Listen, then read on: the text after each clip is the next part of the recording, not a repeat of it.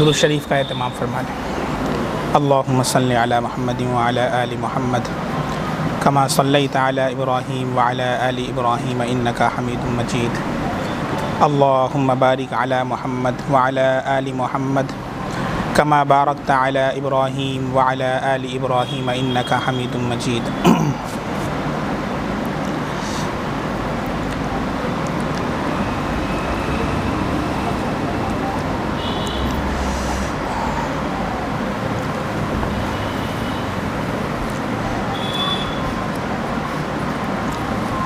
किताबुल मुआशरत, इस्लाम का बहुत अहम बाब पिछले हफ्ते आप हजरात के सामने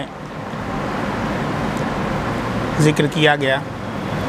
रहन सहन के क्या आदाब हैं, वालिद का, बाप का क्या हक़ है, माँ का क्या हक़ है, बच्चों का क्या हक़ है, बीवी है तो बीवी का क्या हक़ है, शौहर का क्या हक़ है, इन चीज़ों को बयान किया जा रहा है। पिछले हफ्ते आप हजरात के सामने जब बच्चा पैदा हो तो उस वक्त वालिदैन के क्या हुकूक़ हैं, बच्चे के क्या हुकूक़ वालिदैन पर हैं, उस वक्त वो बयान किया गया। उसके बाद अक़ीक़ा के मुताल्लिक़ अहकाम ज़िक्र किए गए। अब आज तस्मिया यानी नाम रखने से मुताल्लिक़ अहकाम ज़िक्र किए जा रहे हैं। बच्चे का अच्छा नाम रखना भी उसका एक हक़ है। बच्चे का अच्छा नाम रखना, बेहतर नाम का इंतखाब करना, ये भी उसका एक हक़ है। और अच्छी दीनी तालीम व तरबियत उसको देना, ये भी उसका हक़ है। अगर वालिदैन ने बच्चे का नाम अच्छा नहीं रखा है, उसकी दीनी तालीम व तरबियत नहीं की है, तो कल क़यामत के दिन वालिदैन से बास पुरस होगी। चुनांचे एक मुक़द्दमा हज़रत उमर रज़ी अल्लाह अन्हु के दरबार में आया इसी तरह का। एक वालिद साहब अपने बच्चे को लेकर के आए और उन्होंने कहा कि ये मेरा बच्चा बहुत नाफरमान है, बड़ा हो चुका था, मेरी बात नहीं सुनता है, नाफरमानी करता है। हज़रत उमर रज़ी अल्लाह ताला अन्हु से उन्होंने कहा कि आप उसे बुला कर के या तो सज़ा दें या उसे बुला कर समझाएँ। हज़रत उमर फ़ारूक़ रज़ी अल्लाह अन्हु ने उनके बच्चे को बुलवाया और बुला कर के पूछा कि भाई ऐसा क्यों करता है, क्यों नाफरमानी करता है, क्यों वालिदैन का कहना नहीं मानता है, वालिदैन के हुकूक़ की फरमाबरदारी क्यों नहीं करता है। तो उसने कहा, हज़रत उमर रज़ी अल्लाह अन्हु से सवाल किया, क्या सिर्फ़ वालिदैन के ही माँ बाप ही के औलाद पर हुकूक़ हैं या औलाद के भी माँ बाप पर हुकूक़ हैं? हज़रत उमर रज़ी अल्लाह अन्हु ने कहा, नहीं, औलाद के भी माँ बाप पर हुकूक़ है। बच्चे ने कहा कि इन्होंने मेरा क्या हक़ अदा किया। पहला हक़ जो था, इन्होंने शादी की तो एक ऐसी बांदी से जो गवार, अनपढ़, जाहिल। जब मैं पैदा हुआ मेरा इन्होंने नाम रखा जाल। जाल माने गंदगी का कीड़ा, कि मेरा नाम रखा इन्होंने। किसी से कोई मशवरा नहीं, ना उलमा से पूछना, ख़ुद से मुफ्ती बन गए, कुरान खोला, नाम लग दिया लारईब। या सीरियल पर देखा था, पसंद आ गया था, रख दिया बानो असनात। एक साहब ने क्या कहा, पिछले हफ्ते ज़िक्र किया था मैंने, बच्ची को लेकर आया, मैंने कहा क्या नाम, कहा बानो असनात। मैंने कहा ये क्या नाम है, कहा वो यूसुफ़ अलैहिस्सलाम वाला सीरियल हम देखते हैं, उसमें यह नाम आया था, मुझे बड़ा पसंद आया, मैंने वहीं से चुन लिया कि बच्ची होगी तो उसका नाम ये रख देंगे।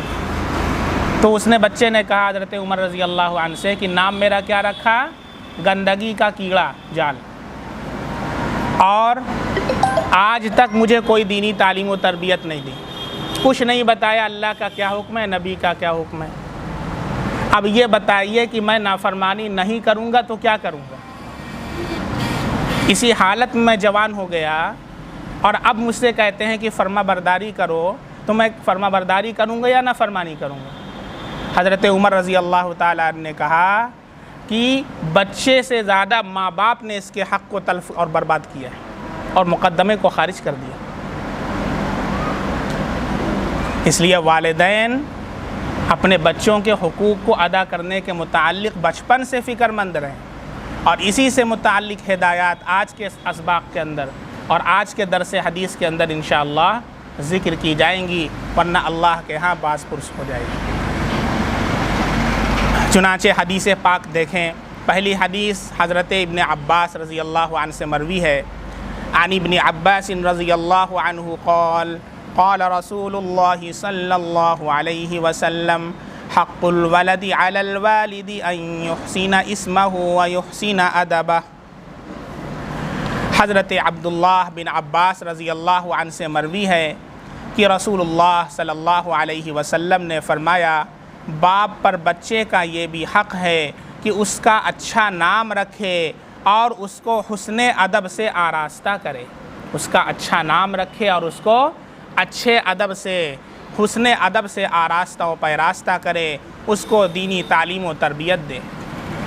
अन अबी हुरैरा रज़ियल्लाहु अन्हु क़ाल क़ाल रसूलुल्लाह सल्लल्लाहु अलैहि वसल्लम अव्वलु मा यनहलु रजुलु वलदहु इस्मुहु फलयुहसिन इस्मह। रवाहु अबू शैख। हज़रत अबू हुरैरा रज़ी अल्लाह अन्हु से रिवायत है कि रसूलुल्लाह सल्लल्लाहु अलैहि वसल्लम ने फ़रमाया कि आदमी अपने बच्चे को सबसे पहला तोहफ़ा नाम का देता है। सबसे पहला तोहफ़ा क्या देता है?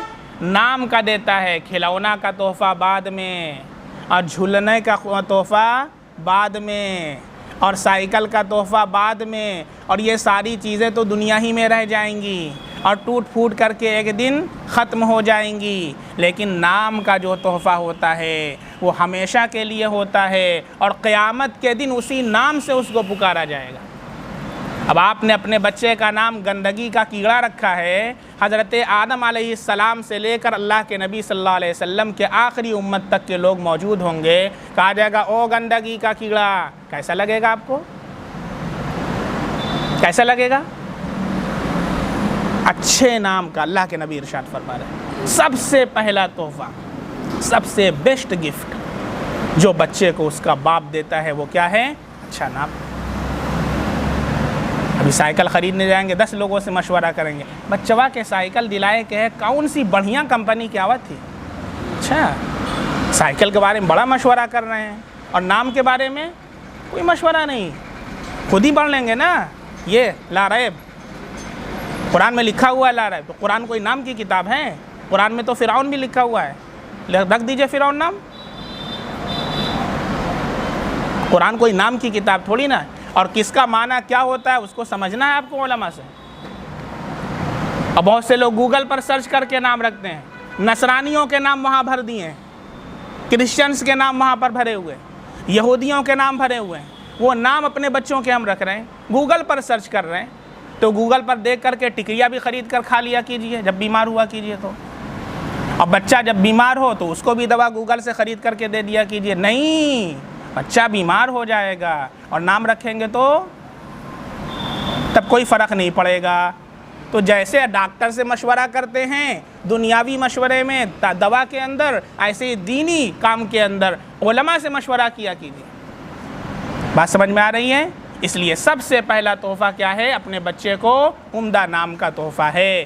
तो अल्लाह के नबी का इरशाद है कि सबसे पहला तोहफ़ा जो बाप अपने बच्चे को देता है वो इसलिए अच्छे नाम का तोहफ़ा देता है, इसलिए चाहिए कि उसका नाम अच्छा रखे। अब तीसरी रिवायत सुने। हज़रत अबू दरदा रज़ी अल्लाह अन्हु से मरवी है, क़ाल रसूलुल्लाह सल्लल्लाहु अलैहि वसल्लम तुदअऊना यौमल क़ियामति बिअस्माइकुम व अस्माइ आबाइकुम फ़अहसिनु अस्माअकुम। हज़रत अबू दरदा रज़ी अल्लाह अन्हु से रिवायत है कि रसूलुल्लाह सल्लल्लाहु अलैहि वसल्लम ने इरशाद फरमाया कि क़यामत के दिन तुम अपने और अपने आबा के नाम के साथ पुकारे जाओगे। जैसे आपका नाम अब्दुर्रहमान है, आपके वालिद का नाम क्या है? गुफ़रान। तो अब पुकारा जाएगा अब्दुर्रहमान बिन गुफ़रान ताल, अब्दुर्रहमान इब्ने गुफ़रान आओ। तो नाम लिया जाएगा और नाम के साथ वालिद का नाम भी लिया जाएगा। दोनों लोगों के नाम के साथ कल क़यामत के दिन पुकारा जाएगा। इसलिए अल्लाह के नबी ने इरशाद फरमाया फ़अहसिनु अस्माअकुम, इसलिए नाम अच्छे रखा करो ताकि तुमको अच्छे नामों के साथ पुकारा जाए और कल क़यामत के दिन शर्मिंदगी महसूस न हो। अन इब्न उमर रज़ियल्लाहु अन्हुमा क़ाला क़ाला रसूलुल्लाहि सल्लल्लाहु अलैहि वसल्लम इन्ना अहब्बा अस्माइकुम इलल्लाह अब्दुल्लाहि व अब्दुर्रहमान। हज़रत अब्दुल्लाह बिन उमर रज़ियल्लाहु अन्हु से रिवायत है कि रसूलुल्लाह सल्लल्लाहु अलैहि वसल्लम ने फरमाया कि तुम्हारे नामों में अल्लाह को सबसे ज़्यादा महबूब और पसंदीदा नाम अब्दुल्लाह और अब्दुर्रहमान हैं। सबसे पसंदीदा नाम क्या है? अब्दुल्लाह और अब्दुर्रहमान हैं। जब मेरा नाम अब्दुर्रहमान दादी ने रखा तो जब मैं पढ़ने गया हदीस, और हदीस के अंदर ये रिवायत आई, बुखारी के अंदर भी मुस्लिम के अंदर भी, क्या कि अल्लाह के नज़दीक तुम्हारे नामों में सबसे ज़्यादा पसंदीदा नाम क्या है? अब्दुल्लाह और अब्दुर्रहमान। इतनी खुशी हुई कि उतनी खुशी किसी चीज़ की नहीं हुई। अब बच्चे को मालूम चलता है कि मेरे अब्बू ने कितना अच्छा नाम रखा है, उसको दिल से खुशी होती है। और जब मालूम चलता है बड़े होकर के कि मेरे नाम का माना कितना ख़राब रखा है, तो उसको दिल से तकलीफ़ होती है। अब्दुल्लाह और अब्दुर्रहमान इसलिए ज़्यादा पसंदीदा हैं कि इसमें अबदियत का इजहार है। हम अल्लाह के बंदे हैं और बंदगी का इजहार जिस नाम में ज़्यादा हो वो अल्लाह को बहुत पसंदीदा है। तो अब्दुल्लाह के माना अल्लाह का बंदा, सिले वाफ अल्लाह। अब्दुर्रहमान के माना रहमान का बंदा, सिले वाफ रहमान। इसी तरीक़े से उबैदुर्रहमान है, उबैदुल्लाह है, इसमें अब्दियत का इजहार, वो नाम अल्लाह को बहुत पसंदीदा है। इसी तरीक़े से अम्बिया अलैहिमुस्सलातु व तस्लीम के जो नाम हैं वो भी अल्लाह को बहुत पसंद है। चुनांचे ख़ुद अल्लाह के नबी सल्लल्लाहु अलैहि वसल्लम ने अपने साहिबजादे का नाम रखा था इब्राहीम। एक साहिबजादे अल्लाह के नबी सल्लल्लाहु अलैहि वसल्लम के जो हज़रत मारिया क़िब्तिया रज़ी अल्लाह अन्हा से थे, उनका नाम अल्लाह के नबी ने क्या रखा था? इब्राहीम। हज़रत इब्राहीम अलैहिस्सलाम के नाम पर उनका नाम रखा था। तो हदीस से ये भी साबित है कि अम्बिया अलैहिमुस्सलातु व तस्लीम के जो नाम हैं बड़े बाबरकत नाम हैं। इब्राहीम है, इस्माइल, इसहाक़, याक़ूब, यूसुफ़, मूसा, ईसा, ये सारे जो अम्बिया के नाम हैं ये क्या हैं? बहुत बाबरकत नाम हैं। तो अम्बिया के नाम पर भी अपने बच्चों का नाम रखना ये बहुत ही बाबरकत है, ये बरकत से खाली नहीं। और एक रिवायत के अंदर आता भी है, अल्लाह के नबी सल्लल्लाहु अलैहि वसल्लम ने एक हदीस में इरशाद भी फरमाया है, सम्मू बि अस्माइल अम्बिया। अम्बिया के नामों पर अपने बच्चों के नाम रखा करो। सम्मू बि अस्माइल अम्बिया, अम्बिया के नामों पर अपने बच्चों के नाम रखा करो। उस नबी की सिफत अल्लाह अता फरमाता है। अब हम लोग क्या कहते हैं? ये तो पुराना हो गया है, ये तो नया हो गया है। अब बताएं, आदम नाम मिलता है? पहले नबी कौन है? हज़रत आदम अलैहिस्सलाम। मुझे बहुत खुशी हुई, हमारे पास एक साहब आए का बच्चा हुआ, मैंने कहा क्या नाम रखा? कहा मैंने आदम रखा है। मैंने कहा माशा अल्लाह, हज़रत आदम अलैहिस्सलाम पहले इंसान इस कायनात पर, उस नबी के नाम पर उन्होंने अपने बच्चे का नाम रखा। लेकिन आज हम सबसे पहले क्या कहेंगे? तो पुराना है। हमको पुराना और नया देखना है, हमको न्यू और ओल्ड, हमको बरकत नहीं लेना। तो भाई पुराना और नया न देखें, ऐसे नाम रखें जो बाबरकत नाम हों, उनके असरात बच्चों के अंदर ज़ाहिर होते हैं। बात समझ में आ रही है? इसी तरीक़े से जो अच्छे नाम हैं, जिनके मानी उम्दा और अच्छे हैं, अल्लाह के नबी सल्लल्लाहु अलैहि वसल्लम ने वो भी नाम रखे। जैसे अल्लाह के नबी सल्लल्लाहु अलैहि वसल्लम ने अपने नवासों के नाम हसन रखा है, हुसैन रखा। हसन के माना खूबसूरत, हुसैन के माना जमील, हसीन, खूबसूरत। जिनके अच्छे नाम हैं, अच्छे मानी हैं, अल्लाह के नबी सल्लल्लाहु अलैहि वसल्लम ने वो नाम भी रखे। इसलिए ऐसे नाम का रखना जिसके मानी उम्दा हों, मानी बेहतर हों, वो नाम रखना भी अल्लाह के नबी सल्लल्लाहु अलैहि वसल्लम की सुन्नत है। इसी तरीक़े से अल्लाह के नबी सल्लल्लाहु अलैहि वसल्लम ने एक अंसारी सहाबी के बच्चे का नाम मुनज़िर रखा। क्या रखा? मुनज़िर। मुनज़िर के माना आते हैं डराने वाला, अल्लाह के अज़ाब से, अल्लाह की वाईदों से, अल्लाह की पकड़ से डराने वाला। मुनज़िर नाम अल्लाह के नबी ने रखा, अच्छा नाम। तो ऐसे नाम का इंतखाब करना जिनके मानी उम्दा हों, वो भी अल्लाह के नबी सल्लल्लाहु अलैहि वसल्लम के तर्ज़ अमल से साबित है। लिहाजा अब ये माँ बाप की ज़िम्मेदारी है कि वो अपने बच्चों का उम्दा नाम रखें। चाहे उसमें अब्दियत का इजहार हो, अब्द लगा हुआ हो, वो बहुत पसंदीदा अल्लाह को है। इसी तरीक़े से अम्बिया अलैहिमुस्सलाम व तस्लीम के जो नेम्स हैं वो भी जो है अल्लाह के नबी सल्लल्लाहु अलैहि वसल्लम से साबित हैं। ख़ुद अल्लाह के नबी ने अपने बच्चे का नाम इब्राहीम रखा था। इसी तरीक़े से वो नाम जिसके मानी उम्दा हों, अच्छे मानी उनके हों, वो नाम भी अल्लाह के नबी सल्लल्लाहु अलैहि वसल्लम ने अपने नवासों के हसन और हुसैन इसी तरीक़े से मुंज़िर वग़ैरह रखे हैं। इसलिए माँ बाप की ज़िम्मेदारी है कि अपने बच्चों के नाम का जब इंतखाब करना हो तो इंतखाब करने में हिकमत से काम लें और उम्दा नाम का इंतखाब करें। इसके आगे हुस्न अदब, दीनी तालीम व तरबियत। बच्चे का नाम तो उम्दा रख दिया है, लेकिन उसके साथ उसकी दीनी तालीम व तरबियत का इंतज़ाम करना ये भी माँ बाप की ज़िम्मेदारी है।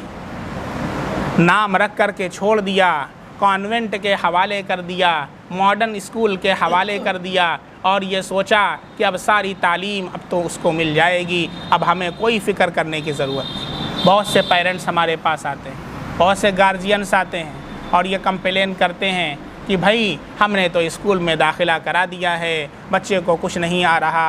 हमने कहा बच्चा हमारे पास 4 घंटा है, बच्चा आपके पास 20 घंटा है। माँ बाप बच्चे के पहला मदरसा, माँ की गोद बच्चे का पहला मदरसा है। आपने उसके दीन के लिए, आपने उसके ईमान की कितनी फ़िक्र की, ये बताएं। चुनांचे रिवायत आ रही है, सुने।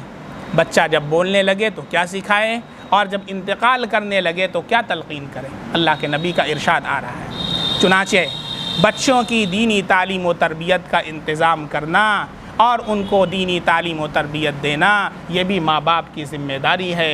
चुनांचे रिवायत सुने, हज़रत इब्न अब्बास रज़ी अल्लाह अन्हु से मरवी है, अन इब्न अब्बास रज़ी अल्लाह अन्हु क़ाल क़ाल रसूलुल्लाह सल्लल्लाहु अलैहि वसल्लम इफ्तहू अला सिब्यानिकुम अव्वल कलिमतिन बिला इलाहा इल्लल्लाह वलक़िनूहुम इंदल मौति ला इलाहा इल्लल्लाह रवाहुल बैहक़ी फ़ी शुअबिल ईमान। हज़रत इब्न अब्बास रज़ी अल्लाह अन्हु से मरवी है कि रसूलुल्लाह सल्लल्लाहु अलैहि वसल्लम ने इरशाद फरमाया, अपने बच्चों की ज़ुबान से सबसे पहले ला इलाहा इल्लल्लाह कहलवाओ। क्या कहलवाओ? अल्लाह। सबसे पहले बच्चा है तो अल्लाह बोलेगा, अल्लाह अल्लाह जब बोले तो उसको अल्लाह अल्लाह की तलक़ीन करो, अल्लाह बोलवाओ। और अम्मा अब्बा बाद में, पहले अल्लाह। आज हम लोग कितने खुश होते हैं, अब्बा बोलिस है, अम्मा बोले लगा है, लेकिन हमें ये फ़िक्र नहीं कि अल्लाह बोलने लगे। हदीस में क्या अल्लाह के नबी ने फरमाया, सबसे पहले बच्चे को क्या बोलवाओ? अल्लाह बोलवाओ। और अल्लाह बोलने लगे, फिर और जब आगे बोलने लगे फिर ला इलाहा इल्लल्लाह, पूरा कलिमा ला इलाहा इल्लल्लाह, ला इलाहा इल्लल्लाह, इसकी तलक़ीन करो, इसको बुलवाओ। वलक़िनूहुम इंदल मौति ला इलाहा इल्लल्लाह, और सो मौत के वक्त उनको इसी कलमे ला इलाहा इल्लल्लाह की तलक़ीन करो।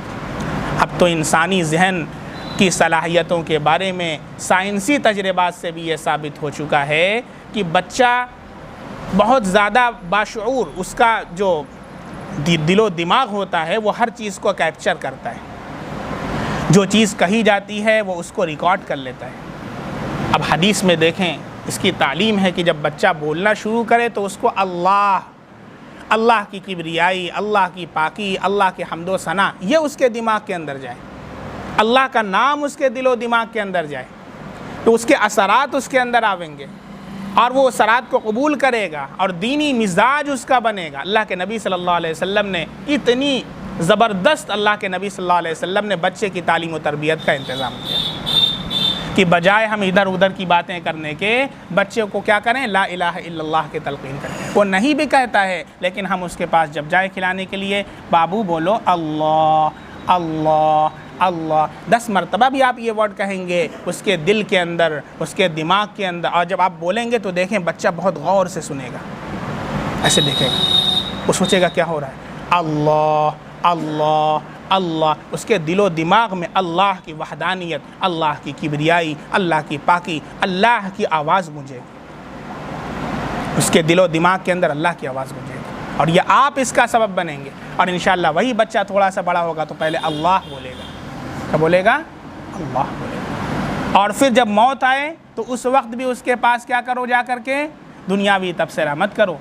गरगरे का वक्त है, हालात ऐसे हैं कि अब तब का मामला चल रहा है, तो ऐसे वक्त में जा कर के वहाँ पर दुनियावी हालात पर तबसरा नहीं करना है, या ये कि कैसे हो गया, क्या हो गया, कैसे बीमार थे, नहीं। वहाँ बैठ कर के ला इलाहा इल्लल्लाह, ला इलाहा इल्लल्लाह, ला इलाहा इल्लल्लाह। तलक़ीन का मतलब वहाँ बैठ कर के आप कलमे का विर्द करें, उसको फोर्स ना करें, कहो नहीं। ऐसे हालात उस वक्त होते हैं कि वो बंदा बहुत ही ज़्यादा, बहुत परेशानी की हालत से गुज़र रहा होता है। आप उसको सोच नहीं सकता इंसान, उसको तसव्वुर में नहीं ला सकता है। इसलिए उसके ऊपर ना बोझ डालें, ना उससे कुछ कहें, बल्कि आप वहाँ बैठ कर के ला इलाहा इल्लल्लाह, जो लोग वहाँ पर बैठे हैं उसकी तलक़ीन करें और उसको पढ़ें। और वो जो इंसान है जो ऐसी हालत में है, वो ख़ुद उसको सुनेगा तो ख़ुद अपनी तबीयत से वो ला इलाहा इल्लल्लाह कह लेगा। कहीं ऐसा ना हो कि हम फोर्स करें और कहो और वो मना कर दे कहने से, झुंझलाहट में आकर के कह दे कि हम नहीं कहेंगे, तो ऐसी हालत के अंदर अगर इंतकाल हो गया तो बड़ा मामला ख़राब हो जाएगा। इस वजह से मना किया गया कि ऐसे वक्त में उसके ऊपर कोई ज़ोर ना डाला जाए, कोई दबाव ना डाला जाए, बल्कि वहाँ पर बैठ कर के जो हजरात हों वो आहिस्ता आहिस्ता ला इलाहा इल्लल्लाह, ला इलाहा इल्लल्लाह इस तरीक़े से कहें। अगर आखिरी कलमा ला इलाहा इल्लल्लाह हो, पहला कलमा ला इलाहा इल्लल्लाह हो, तो अल्लाह दरमियान की गुनाहों को माफ़ फरमा देंगे, बशर्ते कि वो हुकूकुल इबाद से मुताल्लिक़ ना। हुकूकुल इबाद अगर हैं तो पिछले हफ्ते उसका बयान आ चुका है कि अल्लाह रब्बुल इज़्ज़त की अदालत में उसकी क्या होगी, पकड़ होगी। और हुकूकुल इबाद से मुताल्लिक़ जो मामलात हैं अल्लाह उनको बुलाएंगे और बंदे को सुपुर्द कर देंगे। इसलिए हुकूकुल्लाह अगर हैं, अल्लाह चाहेगा शिर्क के अलावा तो माफ़ कर देगा और चाहेगा तो पकड़ फरमाएगा। इसलिए हम लोग इसका ख्याल रखें कि जब भी बच्चा बोलने लगे तो पहला कलमा ला इलाहा इल्लल्लाह कहलवाए, और जब आखिरी वक्त हो तो उस वक्त भी ला इलाहा इल्लल्लाह की तलक़ीन करें। चुनांचे दूसरी रिवायत इस सिलसिले में हज़रत सईद बिन आस रज़ी अल्लाह अन्हु की है। अन सईद बिन आस रज़ी अल्लाह अन्हु क़ाल क़ाल रसूलुल्लाह सल्लल्लाहु अलैहि वसल्लम मा नहल वालिदुन वलदम मिन नहलिन अफ़ज़ल मिन अदबिन हसनिन। हज़रत सईद बिन आस रज़ी अल्लाह अन्हु से रिवायत है कि रसूलुल्लाह सल्लल्लाहु अलैहि वसल्लम ने फ़रमाया, किसी बाप ने अपनी औलाद को कोई अतिया और तोहफ़ा हुस्ने अदब और अच्छी सीरत से बेहतर नहीं दिया। सबसे बेहतर तोहफ़ा जो कोई बाप अपने बच्चे को दे सकता है वो हुस्ने अदब है, वो अच्छी तालीम है और उसका बेहतर नाम है। और बहुत सी चीज़ें वो हैं जो हम गिफ्ट देते हैं, लेकिन हुस्ने अदब की तालीम नहीं देते हैं। वो चीज़ें तो छूट जाएंगी, लेकिन हुस्ने अदब की जो तालीम है वो पूरी ज़िंदगी बाकी रहेगी। इसलिए सबसे बेहतर तोहफ़ा ये है कि एक बाप अपने बच्चे को अच्छी तालीम करे, दीनी तालीम व तरबियत करे और उसका अच्छा नाम रखे। अन अनस रज़ियल्लाहु अन्हु क़ाल क़ाल रसूलुल्लाह सल्लल्लाहु अलैहि वसल्लम अक्रिमू औलादकुम व अहसिनू आदाबहुम। हज़रत अनस रज़ी अल्लाह अन्हु से मरवी है कि रसूलुल्लाह सल्लल्लाहु अलैहि वसल्लम ने फ़रमाया, अपनी औलाद का इकराम करो और अच्छी तरबियत के ज़रिए उनको हुस्ने अदब से आरास्ता करो। और औलाद का इकराम ये है कि उनको अल्लाह ताला का अतिया और उसकी अमानत समझकर उनकी कदर की जाए और उनका लिहाज किया जाए। अल्लाह की अमानत है वो हमारे पास, अल्लाह की अमानत है हमारे पास, और अल्लाह की अमानत समझ करके हम उनकी कदर करें और उनका लिहाज करें, उनके हुकूक़ को अदा करें और हसब इस्तिताअत उनकी ज़रूरियात का भी बंदोबस्त करें और उनको बोझ और मुसीबत न समझें। बहुत से लोगों को देखा गया, बच्ची की पैदाइश हो गई तो सर पीटने लगते हैं, भी हदीस के अंदर आ रहा है, सर पीटने लगते हैं और क्या कहते हैं कि अब क्या होगा, इसकी शादी कैसे होगी, इसकी पढ़ाई का इंतज़ाम कैसे होगा। ये सारी जहालत की बातें हैं। अल्लाह के नबी सल्लल्लाहु अलैहि वसल्लम ने इन तमाम चीज़ों की तरदीद आज से 1450 साल पहले फरमा दी है। ये जहालत की बातें हैं, कुछ लोगों के जहन में अब तक भी हैं। कितने ऐसे मसाइल हमारे पास आते हैं कि बिटिया पैदा हुई, उसकी वजह से बीवी को तलाक़ दे दिया। उसमें बीवी का क्या कसूर, उस बिचारी का क्या कसूर कि उसने जानबूझ करके गोया कि बेटी को जना है, फिर अल्लाह ने जो दिया उसने उसे आपको दे दिया। गोया कि आप अल्लाह के ऊपर इल्ज़ाम बांध रहे हैं, अल्लाह से नाराज़ हैं कि हमें वो नहीं चाहिए, हमें तो वही चाहिए। बीवी को तलाक दे दिया, या कम से कम क्या किया कि वो कहा कि बीवी से हम बोलेंगे ही नहीं, बीवी से नाराज़ हो गए।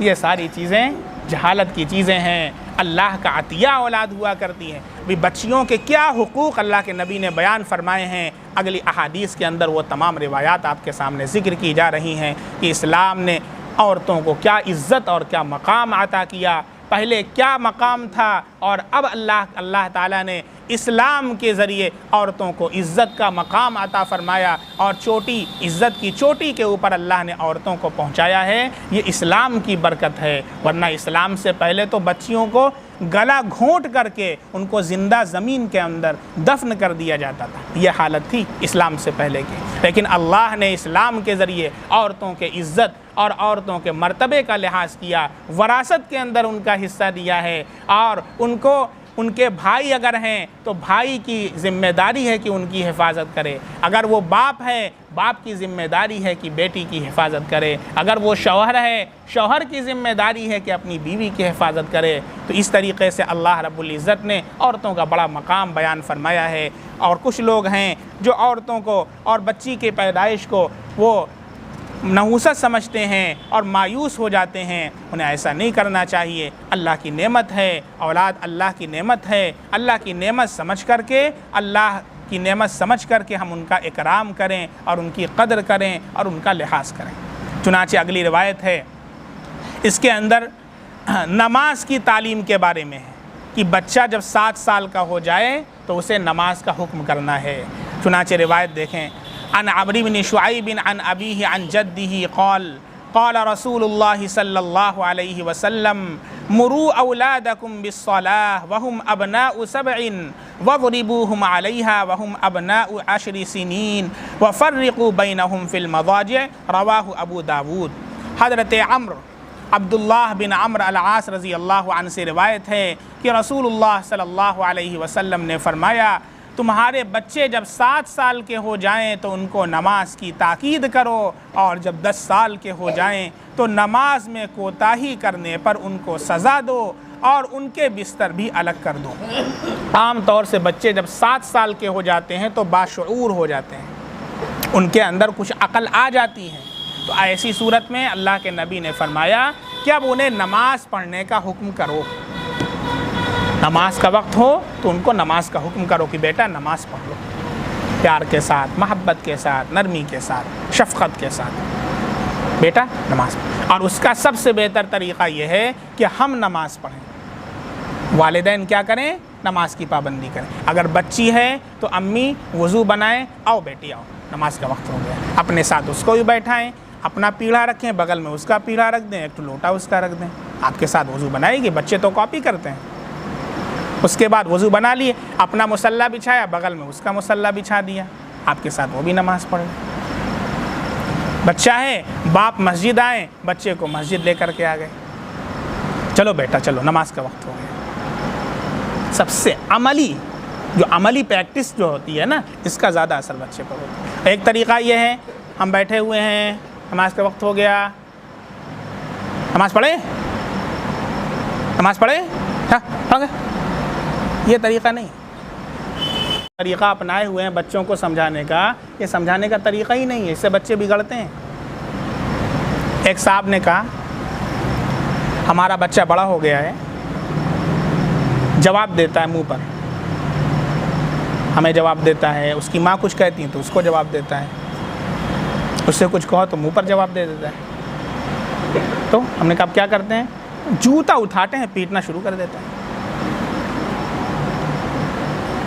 जूता उठाते हैं और पीटना, ये कितना बड़ा होगा? 15-16 साल का हो गया। हमने कहा अनकरीब वो वक्त आएगा ना कि वही जूतवा उठा के आपको पीटेगा। हैं क्या?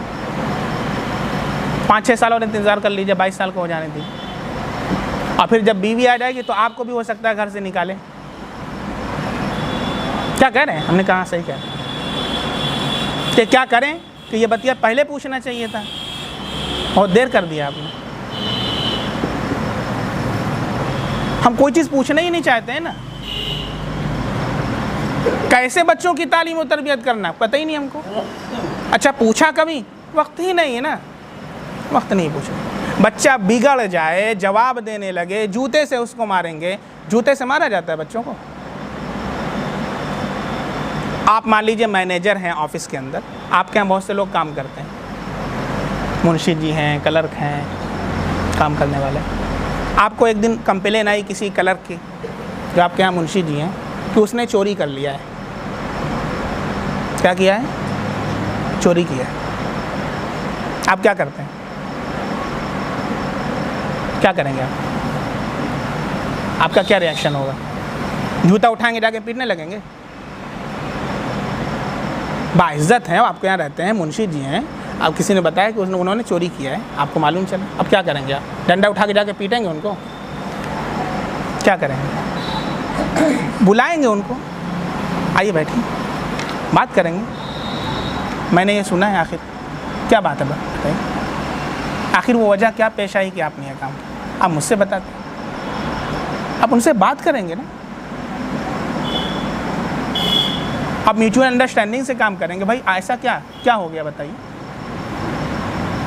बात करेंगे ना। आज बाप तो बेटे को बैठाता ही नहीं पास में ना, बात कैसे करेगा वो? बेटा तो समझता है कि बाप तो अर्श पर रहते हैं और बेटा कहाँ है, वो दूसरी जगह रहता है। दोस्त बनिए, दोस्त अपने बेटे के, हर चीज़ वो आपसे शेयर कर सके। और याद रखिए, अगर आपने ये गैपिंग पुल फुल नहीं की तो फिर वो चीज़ें जो उसे आपसे सीखनी चाहिए आप नहीं सिखाएंगे, उसके माँ बाप उसे वो बातें नहीं बताएंगे, फिर वो गैपिंग वहाँ से फुल करेगा जो उसके फ्रेंड होंगे, और वो गैपिंग जो फुल होगी जानते हैं कि कितनी ख़तरनाक होगी वो।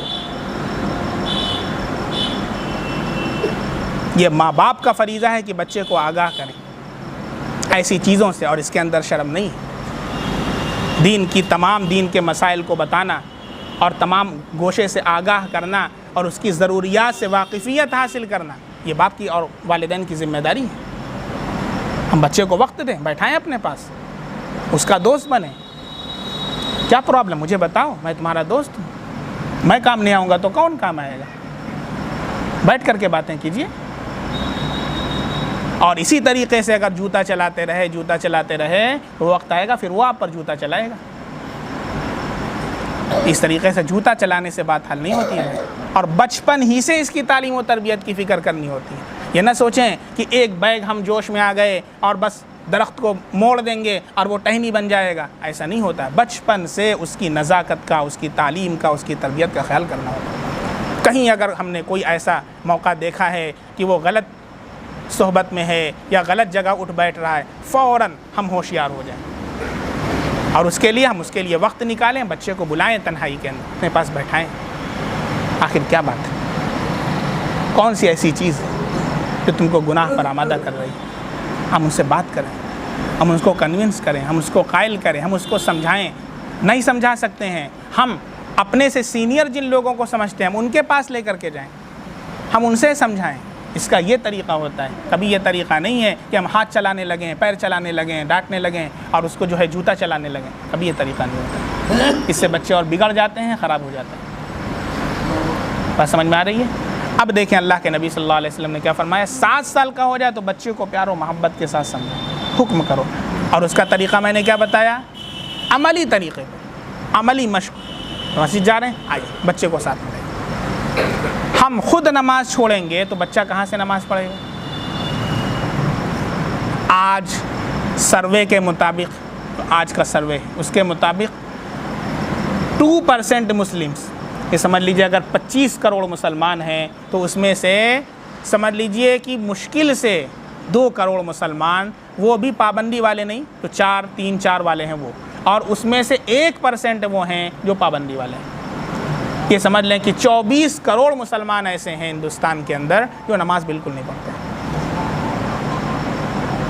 1 करोड़ मुसलमान, 1% मुसलमान वो हैं कि जो नमाज पढ़ते हैं। और फिर हम ये तवक्को रखते हैं अपने बच्चों से कि हमारे बच्चे अब्दुल कादिर जिलानी बने, हमारे बच्चे ख्वाजा मोइनुद्दीन चिश्ती बने, हमारे बच्चे सुल्तान सलाहुद्दीन अय्यूबी बने, हमारे बच्चे सुल्तान मोहम्मद फ़ातिह बने, हमारे बच्चे उस्मान गाज़ी बने। ये तो ख्वाब व ख्याल की बातें हैं। हम खुद जब नमाज नहीं पढ़ते हैं तो अपने बच्चों से हम क्यों इसके तवक्को रखते हैं? इसलिए अल्लाह के नबी सल्लल्लाहु अलैहि वसल्लम का जो इरशाद है, उस इरशाद को अमली जामा पहनाने के लिए ज़रूरी है कि हम अपने बच्चों को कहने से पहले ख़ुद उसके ऊपर अमल करें। बात समझ में आ रही है भाई? तो 7 साल में बच्चों को हुक्म करें, और जब 10 साल का हो जाए और फिर नमाज ना पढ़े तो फिर अल्लाह के नबी सल्लल्लाहु अलैहि वसल्लम ने फरमाया कि उनको सज़ा दो और उनके बिस्तर भी अलग कर दो। अल्लाह के नबी सल्लल्लाहु अलैहि वसल्लम ने फरमाया कि जब 10 साल का हो जाए तो उनके बिस्तर को अलग कर दो, एक बिस्तर पर ना सुलाओ। अब 2 बच्चे हैं तो उनके बिस्तर को अलग अलग कर दो। इसी तरीक़े से अब नमाज में अगर कोताही करें तो अब उसके ऊपर सज़ा हो, अब उसके ऊपर सरजनिश हो, अब उसके ऊपर सख्ती बरतो। अब ऐसा नहीं कि अब 10 साल का हो चुका है और फिर भी वो नमाज में कोताही कर रहा और हम कुछ नहीं बोल रहे। अब ऐसी सूरत में आपको सख्त हो जाना है और सज़ा देना है अगर नमाज ना पढ़े। जैसे कारोबार में नहीं जाता, दुकान पर नहीं जाता तो हम नाराज़ हो जाते हैं, हम उसका खाना पानी बंद कर देते हैं। इसी तरीक़े से नमाज के अंदर भी हमको टाइट हो जाना है। ये बच्चा जब बचपन से इसकी नमाज की तरबियत की जाएगी और निगरानी की जाएगी, इंशाअल्लाह वो जज बन जाए, कलेक्टर बन जाए, वो किसी ओहदे पर पहुंच जाए, कभी ज़िंदगी में नमाज नहीं छोड़ेगा इंशाअल्लाह। ऐसे भी अल्हम्दुलिल्लाह ऐसे IAS IPS ऑफिसर्स हैं आज के दौर के अंदर भी जो अपनी ड्यूटी पर रहते हुए कोई नमाज क़ज़ा नहीं करते हैं, अपनी शान के साथ ज़िंदगी गुजारते हैं। मैं आपको बताऊं, इसी जौनपुर की कचहरी की मैं बात कर रहा हूँ। 2 लोग हैं, सिर्फ 2 लोग DM के ऑफिस के ऊपर बैठते हैं, सारा कंट्रोल उनके हाथ में है, लेकिन नमाज बंदा क़ज़ा नहीं करता है। सबको मालूम है कि नमाज का वक्त हो गया है तो अब ये बंदा नमाज के लिए जाएगा और सब उसकी रिस्पेक्ट करते हैं। क्यों? इसलिए कि वो अल्लाह रब्बुल इज़्ज़त के हुक्म की तामील करता है। ये बंदा पूरे ऑफिस के लिए, पूरी कचहरी के लिए एक मिसाल है। 1 पैसा रिश्वत नहीं लेता है, 1 पैसा, पूरी कचहरी वालों को मालूम है। ये होता है मुसलमान जो अपने किरदार से, अपने अखलाक से, अपने कैरेक्टर से इस्लाम का अमली नमूना बन करके पेश करके दिखाता है। वो सिर्फ अपने लिए नहीं होता बल्कि पूरे एक सोसाइटी और मुआशरे के लिए वो एक मिसाल और नमूना होता है। मुसलमानों, कम से कम अपने महल्ले के लिए नहीं, अपने घर वालों के लिए तो मिसाल बन जाओ, अपने बेटे और बेटियों के लिए तो मिसाल बन जाओ।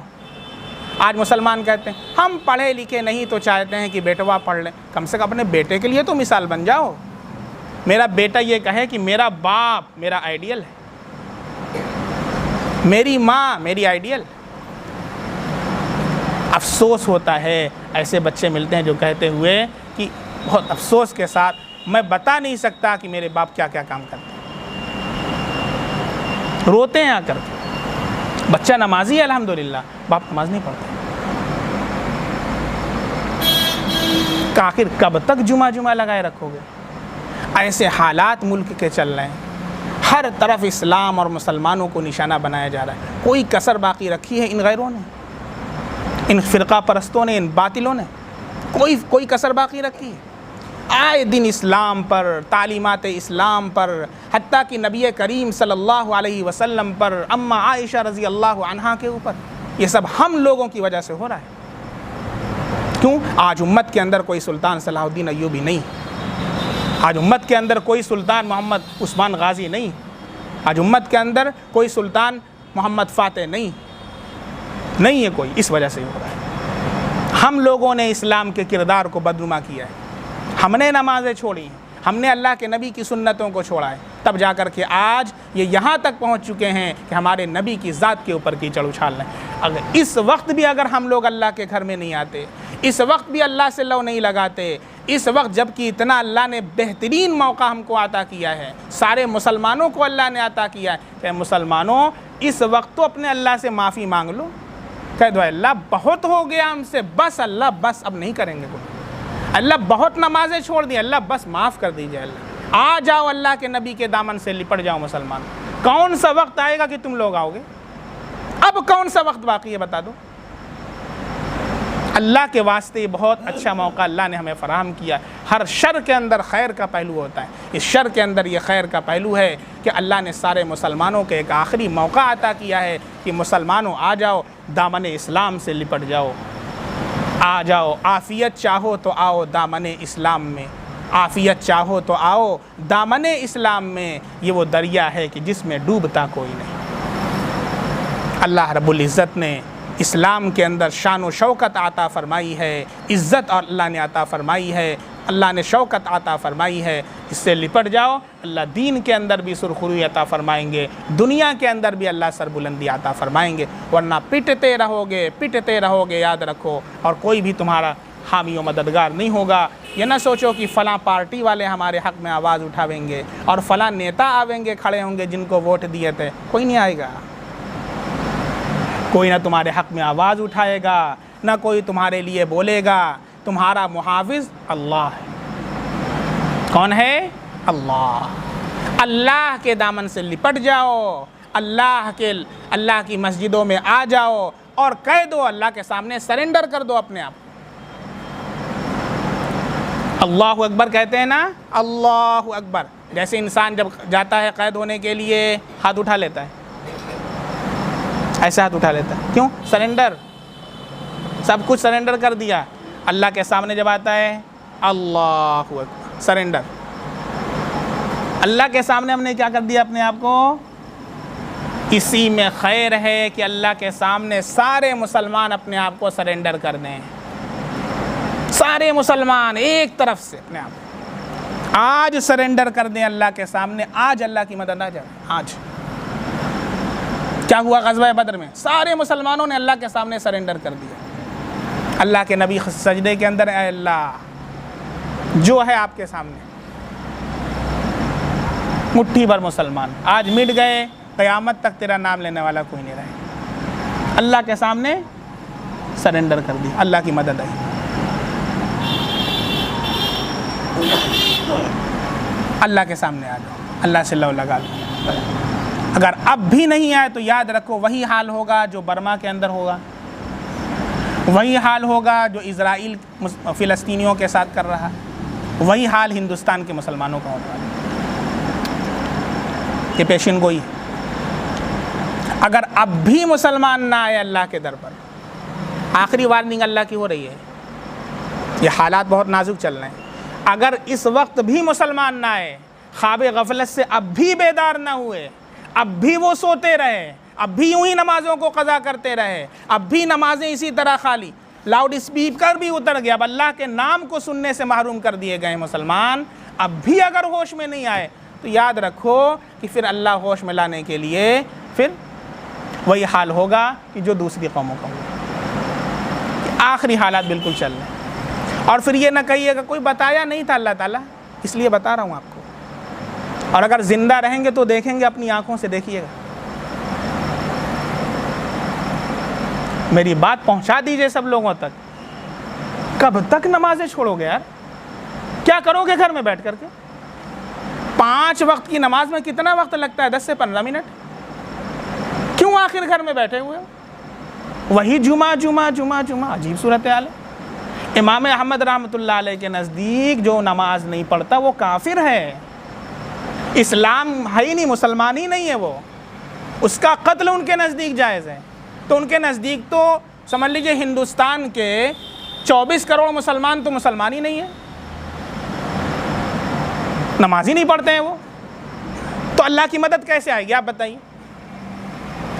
अल्लाह की मदद कैसे आएगी? ये सारे मुसलमान अल्लाह से लव लगा लें। ऐसे हालात के अंदर भी अगर ना सुधरे ये मुसलमान तो फिर याद रखें कि अल्लाह का कोड़ा बरसेगा। इन्हीं ज़ालिमीन को अल्लाह मुसल्लत करेंगे जो मार मार करके हुलिया बिगाड़ेंगे और हालात बहुत दूर तक जाएंगे। ये अल्लाह की तरफ से वार्निंग है, समझो मुसलमानों। इसलिए अभी भी वक्त है, अल्लाह की तरफ से बहुत मौका दे दिया गया और अभी भी ये चांस दिया जा रहा है कि अल्लाह के दर पर आ जाओ, अल्लाह के सामने सरेंडर कर दो, अपने गुनाहों की माफ़ी मांग लो अल्लाह से और अज़्म कर लो कि इंशाअल्लाह आपसे हम गुनाह नहीं करेंगे। छोड़ दो ये सब गाने पाने जो सुन रहे हो, डीजे पर थिरकना छोड़ दो, हैप्पी बर्थडे मनाना छोड़ दो, बिदात व खुराफात से बाज आ जाओ, अल्लाह की रस्सी को मजबूती से पकड़ दो और अल्लाह के नबी सल्लल्लाहु अलैहि वसल्लम की सुन्नतों को मजबूती से थाम लो। आज अल्लाह की मदद आवेगी, इस्लाम पूरी दुनिया के अंदर इंशाअल्लाह गालिब होगा। बात समझ में आ रही है?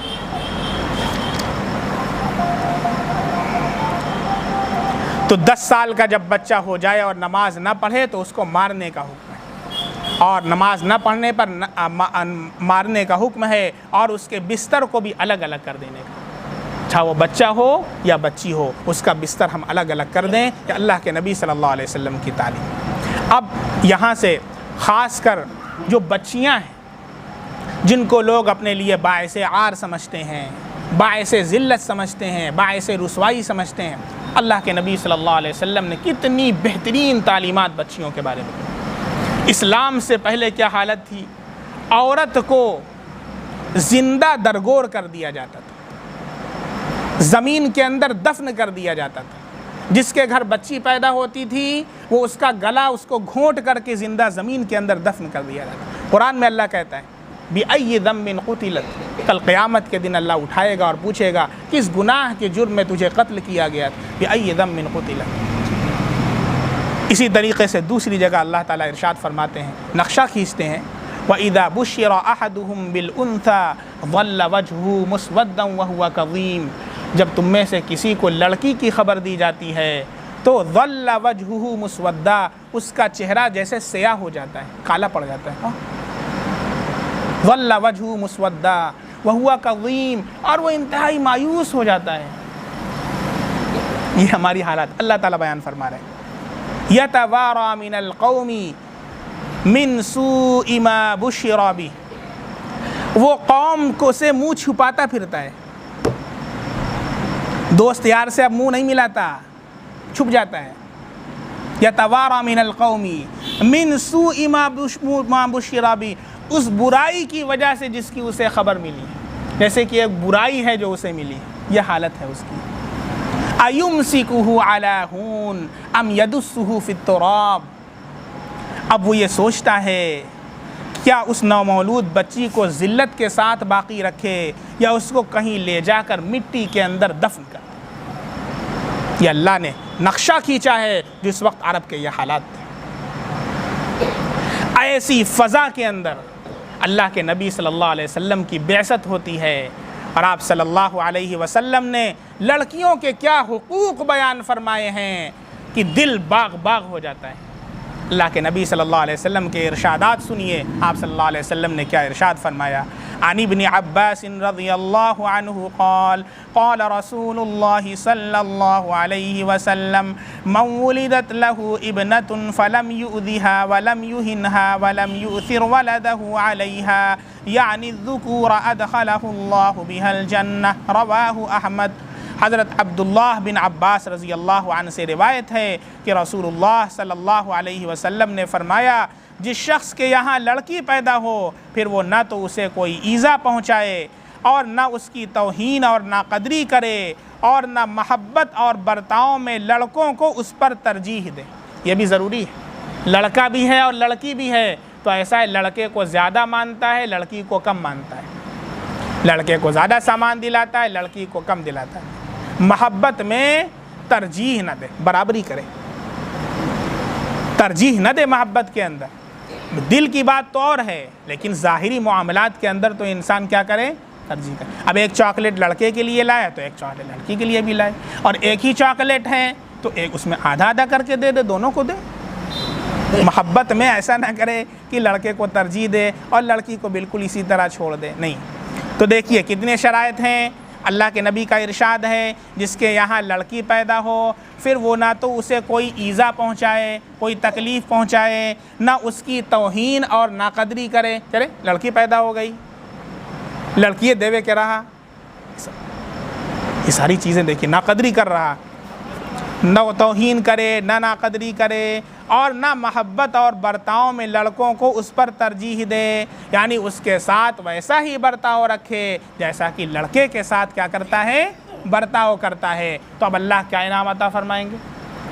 अल्लाह ताला लड़की के साथ उस हुस्ने सुलूक के सिले में उसको जन्नत अता फरमाए। जन्नत का वादा अल्लाह फरमाता है। जो लड़की के साथ उसने हुस्ने सुलूक किया है, अल्लाह उसके बदले में उसे जन्नत आता फरमाएंगे। अल्लाह के नबी सल्लल्लाहु अलैहि वसल्लम ने ज़मानत ली। क्या चाहिए, मरने के बाद कोई साथ देगा? जन्नत अल्लाह ने दे दिया है, क्या चाहिए। तो लड़की जन्नत का सौदा है, इसलिए कभी भी मुँह न बनाना, कभी मायूसी का शिकार न होना। लड़की अल्लाह की रहमत है। अन आयशा, अम्मा आयशा की रिवायत सुनिए। आधा इल्म अम्मा आयशा से मिला है, चुनांचे हज़रत आयशा रज़ी अल्लाह अन्हा की रिवायत है। अन आयशा रज़ी अल्लाह अन्हा क़ालत क़ाल रसूलुल्लाह सल्लल्लाहु अलैहि वसल्लम मन इब्तुलिया मिन हादिहिल बनाति बिशैइन फ़अहसन इलैहिन्न कुन्न लहु सितरम मिनन नार। रवाहुल बुखारी व मुस्लिम। इमाम बुखारी ने भी रिवायत किया, इमाम मुस्लिम ने भी रिवायत किया है। हुआ यूँ, असल में वाक़या यह हुआ, ये जो हदीस है इसका पस मंज़र है अम्मा आयशा रज़ी अल्लाह। अच्छा, ये हदीस दो थोड़ा सा इख्तिलाफ के साथ दो रिवायत है। एक रिवायत में यूँ आता है कि एक मरतबा हज़रत आयशा रज़ी अल्लाह अन्हा के पास एक औरत बेचारी आई अपनी दो बच्चियों को लेकर, कुछ खाने के लिए कुछ सवाल किया उसने, हज़रत आयशा रज़ी अल्लाह अन्हा से मांगा। तो एक रिवायत में यूँ आता है कि हज़रत आयशा रज़ी अल्लाह अन्हा के पास उस वक्त एक ही खजूर थी, एक खजूर ले जा कर के हज़रत आयशा रज़ी अल्लाह अन्हा ने उसको दे दिया। और उसने, उसकी जो दो बच्चियां थीं, उसने उस खजूर का दो हिस्सा किया और एक हिस्सा एक बच्ची को दिया और दूसरा हिस्सा दूसरी बच्ची को दिया। हज़रत आयशा रज़ी अल्लाह अन्हा को उसकी अदा बड़ी पसंद है। बेचारी वो भी भूखी थी, फाके से थी, खा सकती थी, लेकिन नहीं, बच्ची की मोहब्बत। एक खजूर है, उस माँ ने उसका दो हिस्सा किया, एक बच्ची को दे दिया, दूसरी बच्ची को दे दिया। अल्लाह के नबी फिर आए घर, हज़रत आयशा रज़ी अल्लाह अन्हा ने इसका तज़किरा किया। एक तो ये वाक़या है। एक दूसरी रिवायत में थोड़ा सा फ़र्क के साथ है कि अम्मा आयशा रज़ी अल्लाह अन्हा के पास एक औरत आई दो बच्चियों के साथ। अल्लाह के नबी हज़रत आयशा रज़ी अल्लाह अन्हा से कुछ सवाल किया तो आपके पास तीन खजूरें थीं, तो आपने तीनों खजूरें उसको दी, तीन खजूरें थीं, उसको ले जा कर के दे दी। अब उसने एक खजूर अपनी एक बच्ची को दे दिया, दूसरी खजूर दूसरी बच्ची को दे दिया, और एक खजूर जो बाकी थी अब वो उसे अपने मुंह में डालने ही वाली थी कि उसकी बच्चियों ने वो खजूर खा लिया।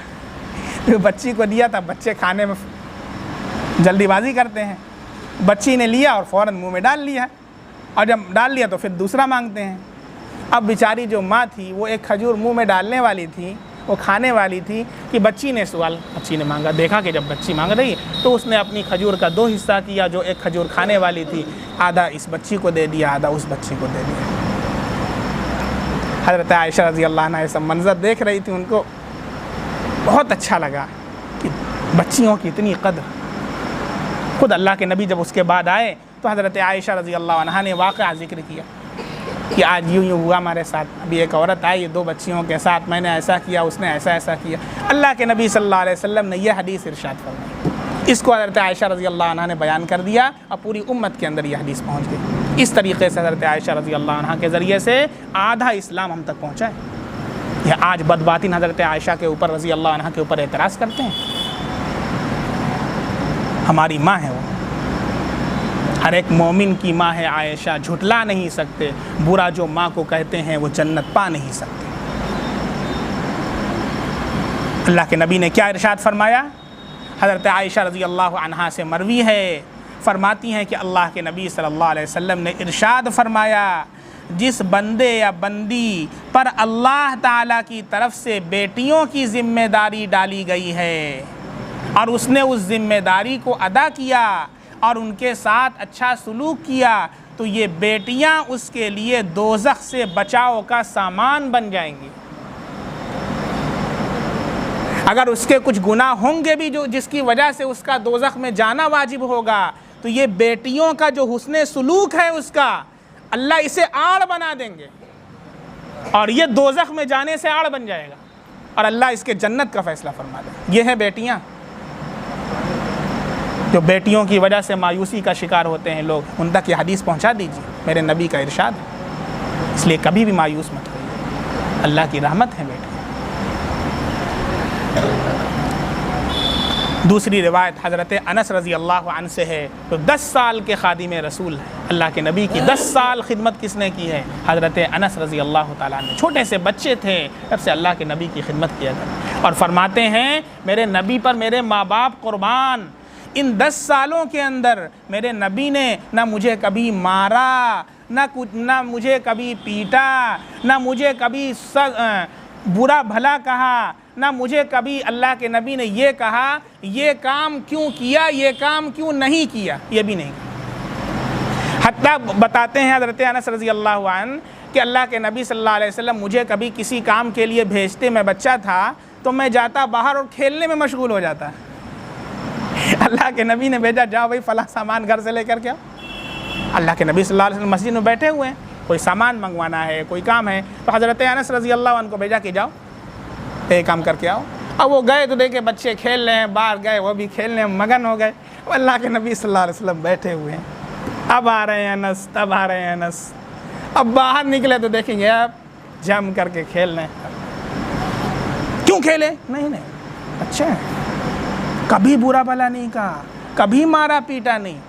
हज़रत अनस रज़ी अल्लाह अन्हु कहते हैं 10 साल मैंने अल्लाह के नबी की खिदमत की, कभी अल्लाह के नबी सल्लल्लाहु अलैहि वसल्लम ने न मारा, न पीटा, न बुरा भला कहा, न ये कहा क्यों ये किया, न ये कहा क्यों ये नहीं किया। ये मेरे नबी के अखलाक हैं। आज हमारे यहाँ कोई नौकर हो जाए, कोई मुलाजिम रख लें, अब देखें हमारा क्या उसके साथ सलूक होता है। नबी के अखलाक तो ये भी हैं, नबी की सुन्नत तो ये भी है। नबी सल्लल्लाहु अलैहि वसल्लम की सुन्नत के अपने खादिमों के साथ कैसा सलूक रखा जाए, अपने मुलाजिमीन के साथ कैसे अखलाक से पेश आया जाए, कैसे बर्ताव से पेश आया जाए, अल्लाह के नबी सल्लल्लाहु अलैहि वसल्लम ने इसकी भी तालीम दी है।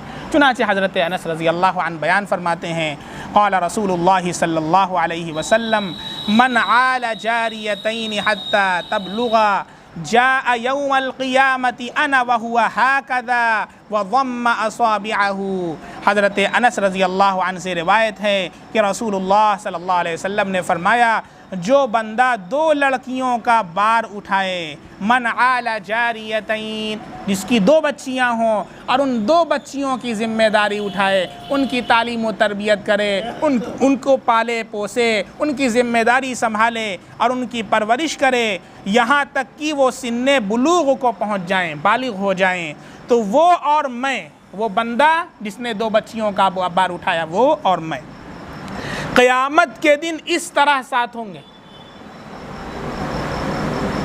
साथ होंगे। रावी हज़रत अनस रज़ी अल्लाह अन्हु कहते हैं कि आपने अपने हाथ की उंगलियों को बिल्कुल मिलाकर दिखाया, यानी ये कि जिस तरह ये उंगलियां एक दूसरे से मिली हुई हैं, इसी तरह मैं और वो शख्स बिल्कुल साथ होंगे। क्या अल्लाह के नबी की क़ुर्बत चाहिए कल क़यामत के दिन?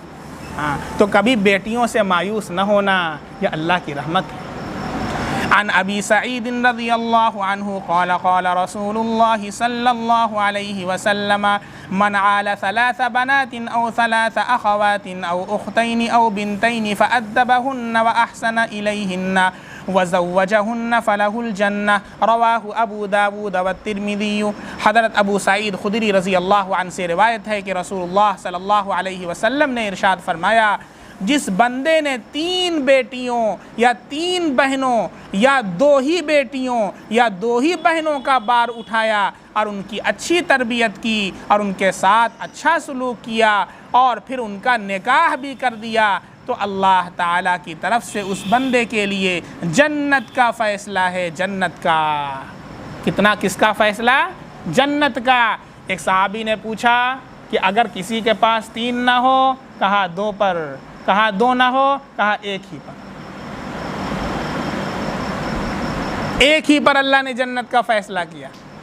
सोचें, अल्लाह ने इन बच्चियों को, इन बेटियों को हमारे लिए जन्नत का रास्ता बनाया है। जन्नत का रास्ता अल्लाह ने इतना आसान हमारे लिए किया है मुसलमानों। इसलिए कभी भी मायूसी का शिकार न होना, कभी भी अपने पेशानी के ऊपर सलवटें मत लाना। बेटियों की ख़बर को सुन करके, ये अल्लाह की रहमतें हैं जो अल्लाह ने तुम्हें अता की हैं, और हर बंदा अपना रिस्क लेकर के आपके ज़िम्मे ये नहीं है कि आप उसका रिस्क देंगे, अल्लाह उसको रिस्क दे करके भेजता है। इसलिए आपको अल्लाह ने सबब बनाया है, तो अल्लाह का शुक्र अदा करें कि अल्लाह तूने मुझ जैसे गरीब फ़कीर सरापा तक़सीर को तूने सबब बना दिया, वरना मैं क्या। अल्लाह तूने मुझे सबब बना दिया, ये तेरा कितना बड़ा करम मेरे ऊपर है, कितना बड़ा फ़ज़ल है कि तूने मुझ जैसी ज़ात को, मुझ जैसे हक़ीर को अल्लाह तूने सबब बना दिया है। इसलिए कभी भी हम मायूसी का शिकार ना हों और ऐसे तमाम लोगों तक ये मैसेज पहुँचाएँ जो बच्चियों की वजह से मायूस होते हैं, बीवी के ऊपर जुल्म करते हैं, हत्ता कि तलाक़ तक नौबत पहुँच जाती है। ये सारी चीज़ें सरासर नाजायज़ और हराम है इस्लाम के अंदर। इस्लाम क़तअन इसकी इजाज़त नहीं देता है। अल्लाह के नबी सल्लल्लाहु अलैहि वसल्लम ने बच्चियों के बारे में कितनी अच्छी अच्छी तालीमात इरशाद फरमाई हैं। ये मेरा इस्लाम है, ये मेरा कुरान है, ये मेरे नबी का फरमान है। अब इंशाअल्लाह अगले हफ्ते से जो औलाद के सिलसिले में लोग कोताही करते हैं, मतलब बच्चे को ज़्यादा मानते हैं, बच्ची को कम मानते हैं, किसी को ज़्यादा दे दिया, किसी को कम दे दिया, तो दादो दहिश के अंदर जो मुसावात व बराबरी करना है उसके बारे में क्या अल्लाह के नबी की तालीमात हैं, क्या अल्लाह के नबी के फ़रामीन हैं, इंशाअल्लाह उसको आप हज़रात के सामने ज़िक्र किया जाएगा। ये बहुत अहम असबाक़ चल रहे हैं, इसके अंदर शिरकत को लाजमी समझें। ये हमारी ज़िंदगी का हिस्सा हैं, ये इस्लाम का हिस्सा हैं और इनको बातों को ज़्यादा से ज़्यादा जा कर के लोगों को बताएँ, घरों को बताएँ, ताकि मालूम चले कि क्या हुकूक़ हैं औलाद के हमारे ऊपर और वालिदैन के क्या हुकूक़ हैं। जब हुकूक़ को जानेंगे तो उनको पूरा करना भी हमारे लिए इंशाअल्लाह आसान होगा। अल्लाह रब्बुल इज़्ज़त हमें सिरात मुस्तकीम पर गामज़न रखे। अल्लाह हमें अपने औलाद के और मुआशरत के जो हुकूक़ हैं अल्लाह उन पर अमल पैरा फरमा दे। अल्लाह हम सब को दीन पर मुस्तकीम रखे।